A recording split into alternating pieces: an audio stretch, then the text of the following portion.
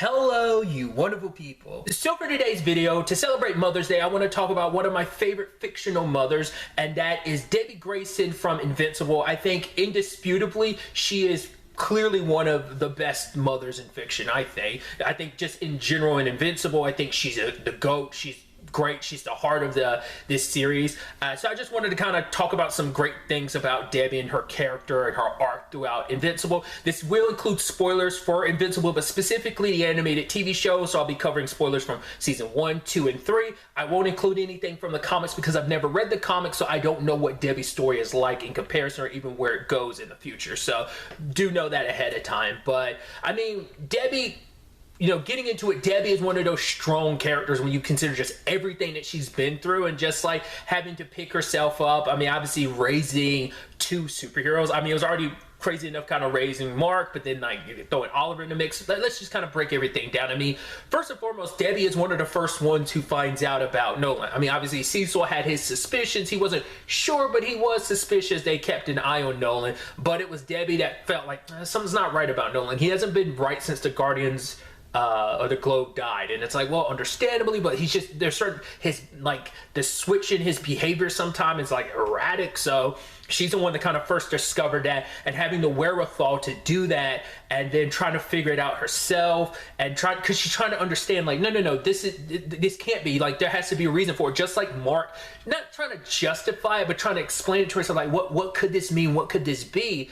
And then, like, to have your entire life uprooted like that when you find out the truth about Nolan, what he sees you as, that he has the audacity to call you a pet. He also has the audacity in season 2's finale being like, I think I miss my wife, which is super effed up. And then her having to pick her life up afterwards. The fact is that she has to raise Mark on her own, and he's sent off to college, and she's kind of left with all like this hole in her heart. Like, the 20 years of my marriage, what did that mean? This life I built for myself. My husband ended up being this terrible human, well, not human, but this terrible being that I just, how much all my life was a lie. The only true and only good thing that came out of my life was Mark, you know?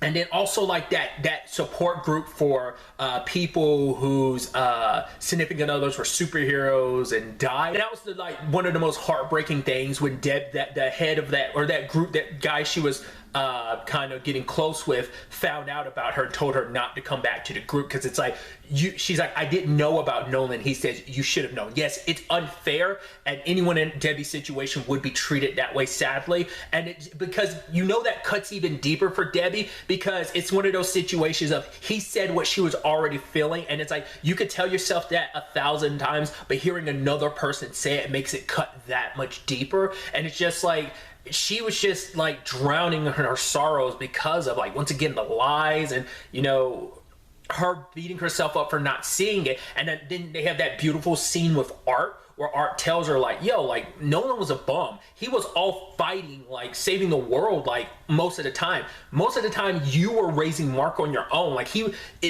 what you're doing now is no different from before. Like, Nolan would be going weeks, maybe months at a time, and it kind of made Debbie realize, like, no, I have been raising Mark, and he's who he is because of me. And I mean, I think that cannot be overstated enough, that Debbie is the reason why this Mark is as good as he is. Because as we've seen with not every Mark, but for the most part, it seems like almost every other Mark in the universe is evil, except for the Mark we follow in what's kind of like the main universe, at least our main universe.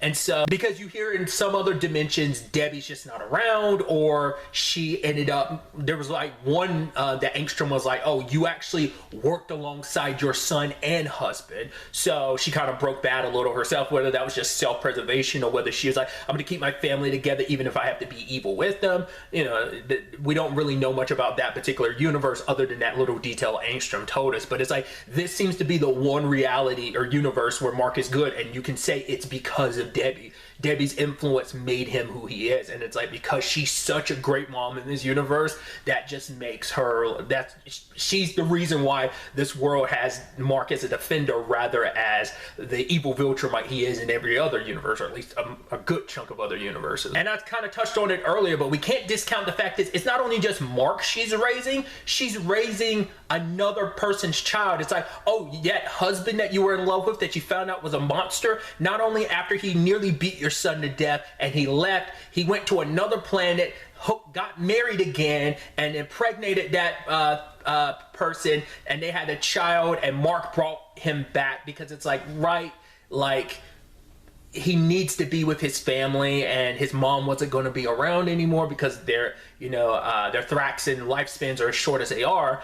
And what did Debbie do? She took him in, and she's raising him as her own. Like, Oliver is just as much her son as Mark is, and that takes a lot of fortitude and love and compassion in her heart, because it's like, you are my child.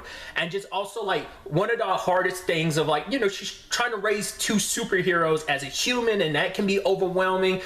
Luckily she now has Paul. We'll see where things kind of go on that front, but the whole conversation she has with Paul, I'm sure she has to remind herself from time to time, it's okay to be human. You don't have to be super, you just have to be there. And she's making sure to be there with her children. She wants to protect them, she wants to do right by them. She wants Oliver to have a normal life like Mark, because at least Mark, up until 17, when his powers finally randomly kicked in, he got to live a normal life.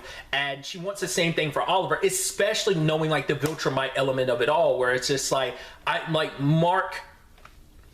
Mark living a normal life, me raising him that way, played a part in him not being bad. I mean, as we see with Oliver, that Viltrumite is in him so clearly, just like it's in Mark, and we've seen it pop in and out from Mark, and we've got a good taste of it in season 3 for Oliver, like those, like, ooh, a lot more of your dad coming out in some of those moments type of situations. Also, that scene where, like, in the season 3 finale, there's a lot of great Debbie stuff, but, like, in particular, that scene where, like, Oliver wants to go help Mark against Conquest. She's like, Oliver, and tries to stop him, but then she's just like, keep moving and don't let him grab you, because she's so desperate in this situation, even though she knows, like, I'm sending one of my children out there, one of my children's already fighting this monster, and now I'm sending another, because in her mind, all she can think about the state Mark was in the last time he had a drag out fight with a Viltrumite to this extent. The Anissa thing wasn't as bad as the Nolan thing, but in her mind, she's just thinking about what happened with Nolan, and she doesn't want Mark to go through that. He had to fight that alone, so she's like, if Oliver's there, he can at least,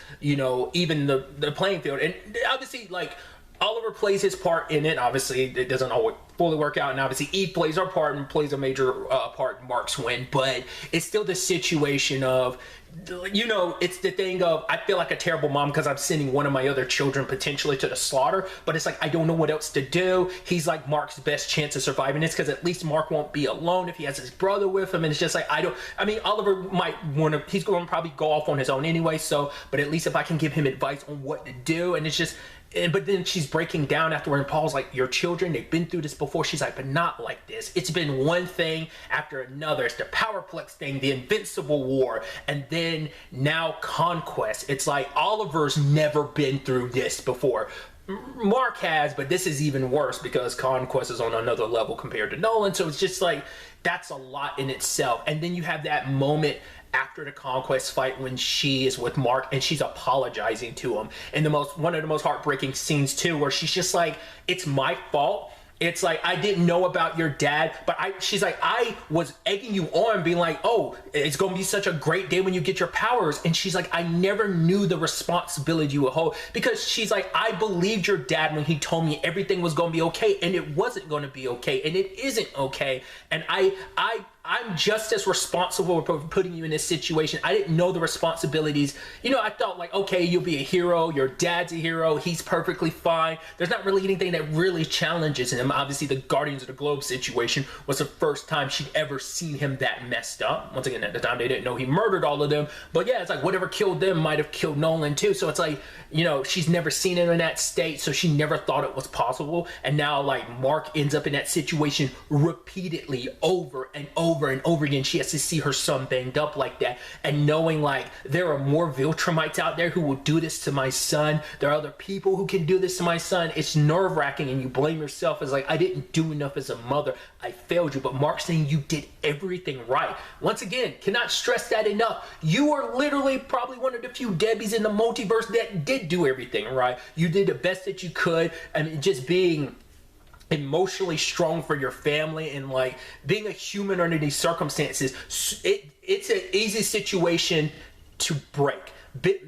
Debbie's always been bit by these situations, but she's never broke. She's always found a way to bounce back and find some equilibrium throughout. And that one thing, it just showcases her strength of character and just how much she's kind of holding everything together. Like I said, she's the heart of this family, and I mean the heart of this story in a lot of ways. And it grounds a lot of, tries to ground Oliver, but definitely grounds Mark, and Mark is very appreciative of that. I think he always loved his mom, but I think as the series is going on, once again, basing this purely on the TV show, it feels like Mark has come to appreciate his mom more and more and more and more and more as things have come along. So that's just, like I said, this is just meant to be Debbie Grayson love letter, because she's just such a great character, and like I said, just her development and the moments she's had throughout the show are just so great and so powerful.